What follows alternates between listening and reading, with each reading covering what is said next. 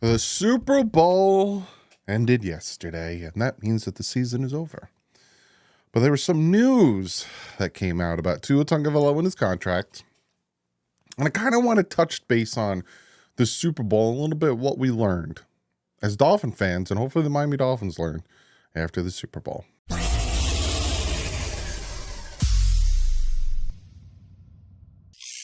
What is up, Finn fans? Hope you guys had a fantastic Super Bowl Sunday. Did you win money? Did you not win money? Did you eat a lot? Did you have fun? Did you have fun with your friends, your family? Did you like the halftime show? Comment below. But we're going to talk about Tua Tagovailoa and his contract. Obviously, that's what the name of the video is, and I'm not a clickbaiter, so I talk about what's in my title, but I also incorporate other things. And there's something else I wanted to talk about and touch upon real quick, and that is, while sitting and watching the Super Bowl, I was thinking to myself, and I'm watching the San Francisco 49er offense, and I'm like, that is the Miami Dolphin offense. More as the Miami Dolphin offense is the San Francisco 49ers offense, because obviously Mike McDaniel learned a lot from Kyle Shanahan. But I saw that offense not only come back against a very good Lions team, win a ton of games during the season, win a ton of games during the postseason, and was putting up a fight and was moving the ball against a very good defense in the Kansas City Chiefs. Now, that game went to overtime. A missed field goal, a missed extra point kind of hurt them a little bit there, forcing, not forcing the Chiefs to go for it and just let him kick the field goal to tie it. I think at the time it was 16-16. And again, I was sitting back and I was watching the game, and I'm like, the Dolphins offense could work. And obviously the 49ers showed that that offense and that style of offense can get you to the Super Bowl. And you look at their offense, you look at their running game. Obviously CMC is better than what anything we have. You kind of look at Brock Purdy and Tua. Obviously Brock Purdy's more mobile. Some people didn't like that I said that during the playoffs, but if you look at him, he does run faster than Tua, regardless if he put the weight on or not. Maybe Tua can slim down and run a little bit quicker like he did his first few years in the NFL. I don't know. But you give the edge to Brock Purdy there. But outside of that, Purdy and Tua are kind of the same style of quarterback. And you look at the wide receivers. I think our wide receivers are capable of theirs. They have a better tight end in Kittle, and the offensive line, theirs is better. Obviously, we need to work on ours. But you look at it and you're like, that offense works, and that offense was moving the ball. And the play, like, you were watching the screens, you were watching the quick throws over the middle, you were watching the motions, you were watching, it would start as a single back and then a motion into the I formation, and you saw a lot of these things happening, and it was very reminiscent of what the Dolphins run. Obviously, like I said, Mike McDaniel worked with Kyle Shanahan for many, many, many years, and I was like, it could work, but you just, there's aspects to it that need to work.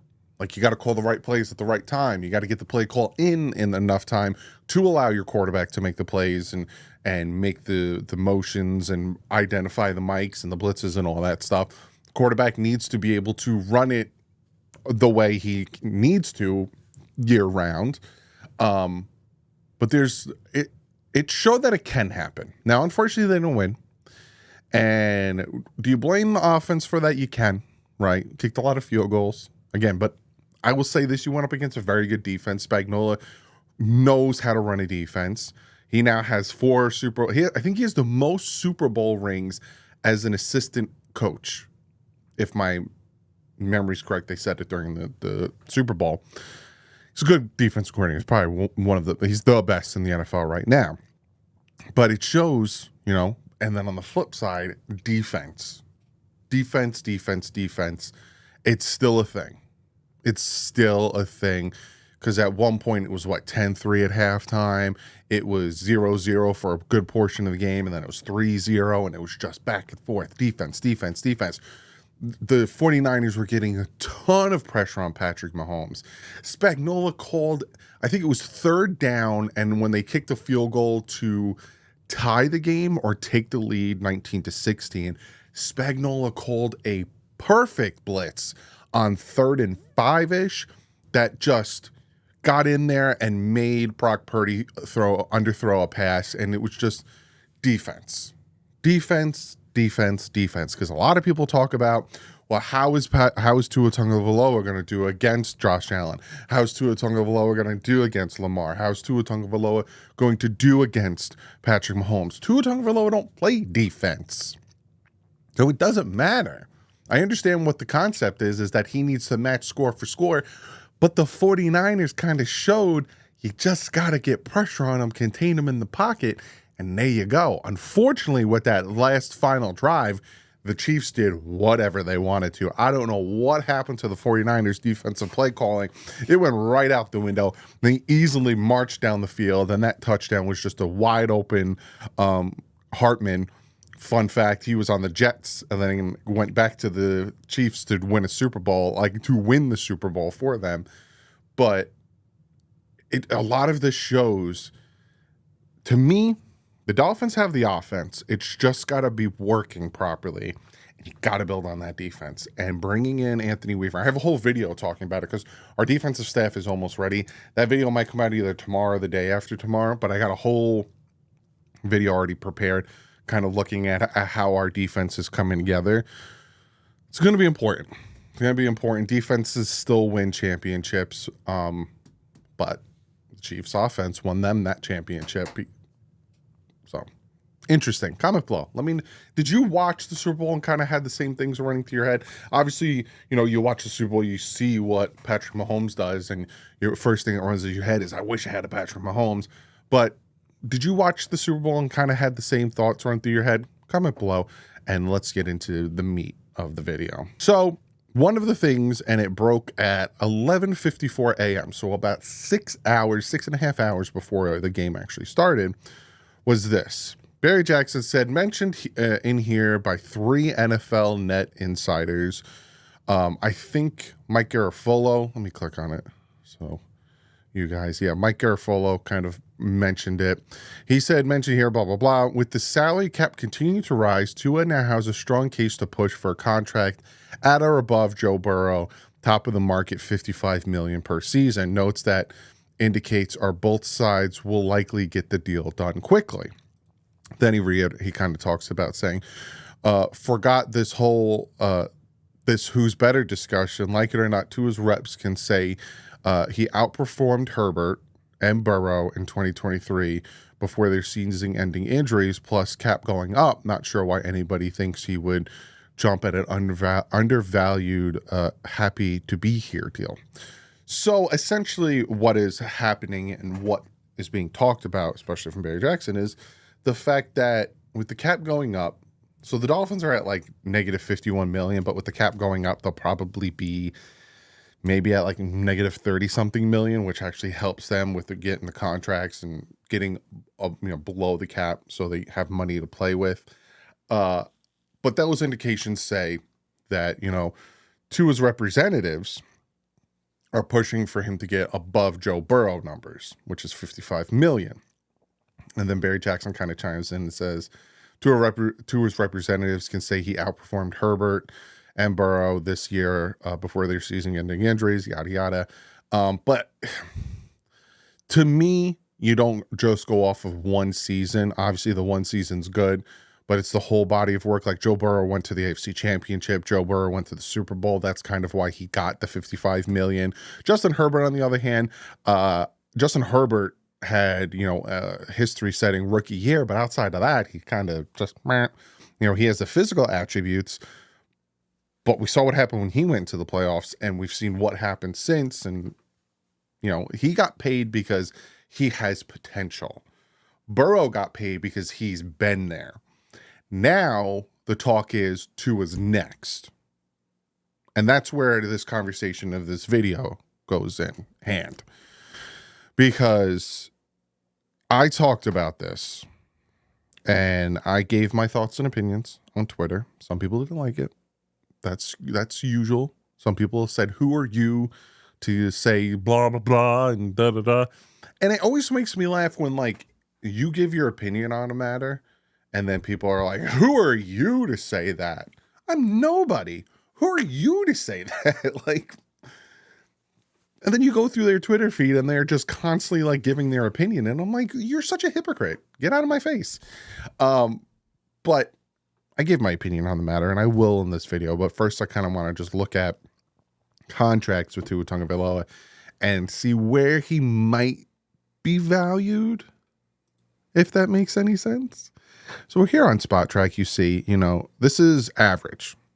So this is like you take their contract, you kind of break it up and see how much they're getting paid per year. Joe Burrow's up top, $55 million. Justin Herbert, $52.5. Lamar, 52. Jalen Hurts, 51. Then it's Russell, Kyler, Deshaun, Patrick, Josh, Matthew, and Daniel Jones-Thacker, kind of in the same boat, yada, yada, blah, blah, blah. And then you come down. They don't have Tua.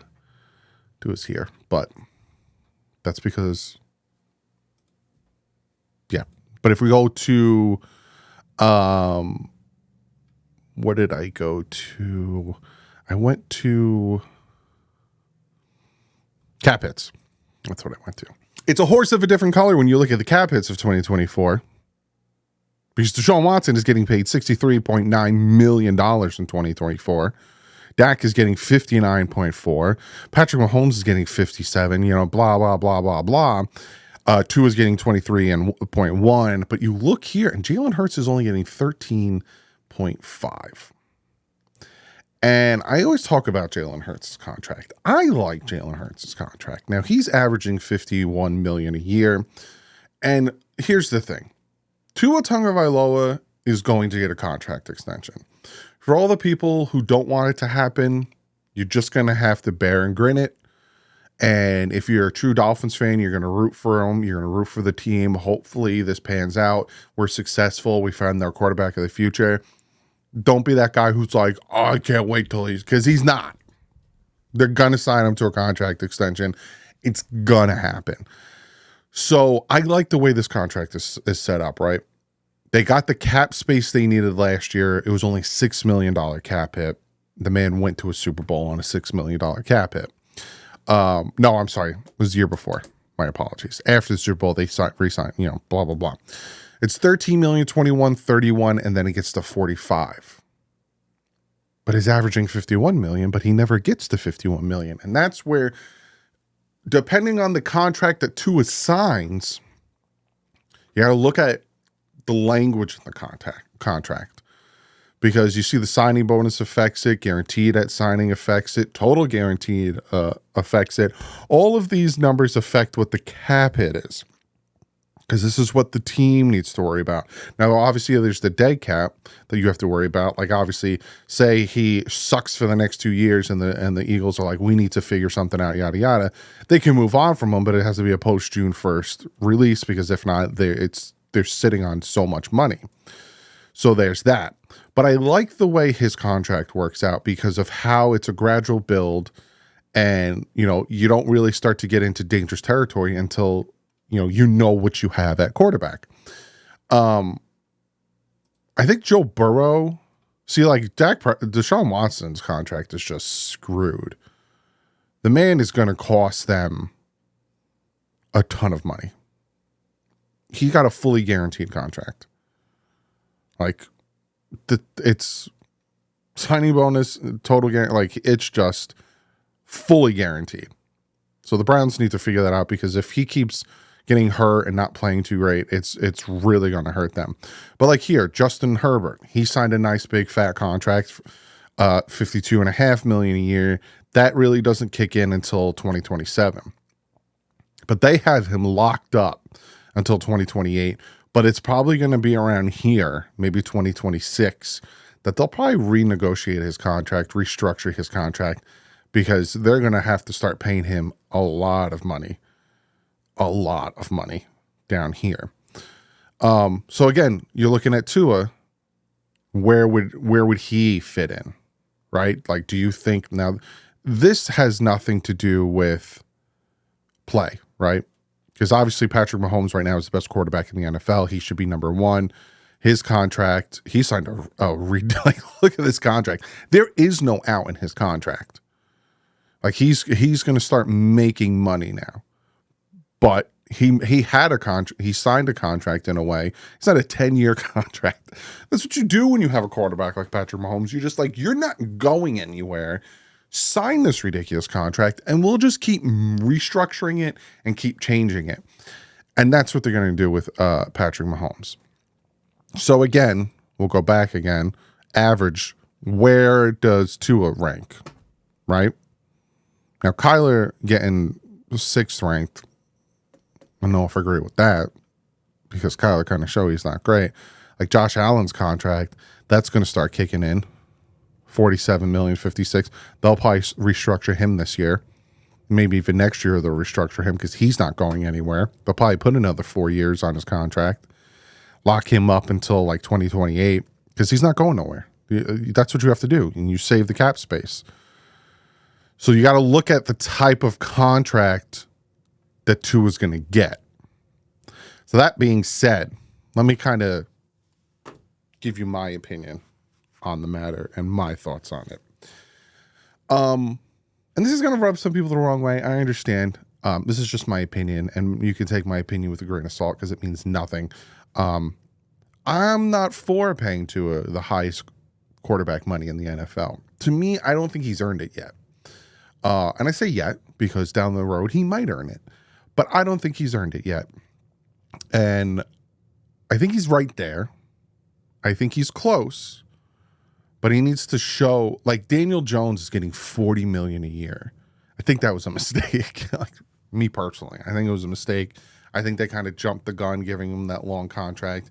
And even the GM of the Giants said if he could go back, he would have took the 5th-year option on Daniel Jones instead of giving that big contract, so they didn't have to give him that big contract. Because if they took the 5th-year option on him, he probably wouldn't be a Giant in 2024.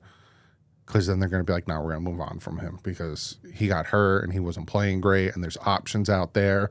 We're going to move on from Daniel Jones. So, play the 5th year and then see how it goes. So that's kind of where I'm at with Tua. Like, I think Tua's, like I said, I think he's right there. I think there's like some aspect of his game that he needs to fix. Obviously, he agrees. He talks about the 4 things that he's going to work on, and I'm going to make a video about that. Like I said, a lot of Tua this whole season, but I don't think he's worth top money. I don't think he's worth like 60 million a year. I don't think, like, what has he done? And you could say, well, what has Justin Herbert done? Nothing. That's why it's like, he has the future and he has the physical attributes, but like he hasn't done anything. He had a great rookie season. After that, he hasn't done anything. Joe Burrow went to the Super Bowl. Joe Burrow went to the AFC Championship. Like, Joe Burrow has success behind him to, justify a contract worth $55 million a year. To me, as of right now, as I'm sitting here, Tua has not. Now, does that mean Tua doesn't deserve a contract extension? No. If they give him a contract extension, I'd like to see how much he's getting a year, where the out is, how it's structured, incentives, all that stuff. Because again, I'm sitting here telling you my thoughts and opinions. I'm sitting here telling you that me personally, I don't think he's worth right now the number 1 contract with $60 million a year. But I'm nobody. I'm a guy sitting in his studio in New Jersey. Nobody. I am not Chris Greer. I am not Stephen Ross. I am not Mike McDaniel. I'm not Brandon Shore. I am nobody. So if they feel like that's what they want to do and they want to lock him up for the next 4 years, I can't do anything about it. Just like everyone who's pissed that if they do it because they want him gone this season, it's just, there's nothing we can do about it. Like I said, I'd like to if they re-sign him, it gives us some cap relief from the $23 million he's getting in a 5th-year option. But that's a lot of money. Like, I would do a 3-year, $40 million, structure it a certain way. You know what I'm saying? With a potential out after 2 years. That's what I would do. But he wouldn't take that. His agency is agent is Athletes First, who get their guys a buttload of money. But you got to ask yourself this. And again, I think Tua is very close to being a franchise quarterback. I think he needs to get over a little hump. But you need to ask yourself this if you're for him being the highest paid quarterback in the NFL right now. If he was a free agent, say the Dolphins were like, we're going to, they didn't pick up his 5th-year option. We're like, you know what? We're just going to let you test free agency and see how that happens. Do you think there's a franchise out there that would pay him $60 million a year right now? Do you think so? Comment below. If you say yes, then you disagree with me. Cool. And if you say no, then that's where we're kind of sitting in the situation where it's like, obviously we want the cap space and we want to see if he can get over that hump. But that's a big investment into a potential that might not get over the hump. And I talk about Ryan Tannehill, not in the aspect of play style or anything, but it's like we were waiting for Ryan Tannehill to get over that hump, and we waited too long. That's the situation we're in now, But Tua's shown a lot of promise on a lot of good things. Obviously, he led the NFL in passing yards. He's getting better in certain aspects of his game. He's getting better. He stayed healthy. He works on things, and when he sets his mind on getting better in certain aspects of his game, he gets better. He wasn't good at throwing the deep ball. Really good at throwing the deep ball. He wasn't. Called him Tua turn the ball over last year. He didn't turn the ball over a lot. Obviously, this past year he had 15, 18 interceptions and kind of fell off there. He's working on things, but it's like can't wait forever. Especially when it comes to contracts that we have on the team. So comment below. I'm very interested in what you guys have to say. I have a ton of videos planned. I want to talk more about the defense. I want to talk about Tua a little bit more. I want to talk about free agent targets. There's so much going on. So on that, I'll see you guys in the next one. But like usual, stay classy. My fins up.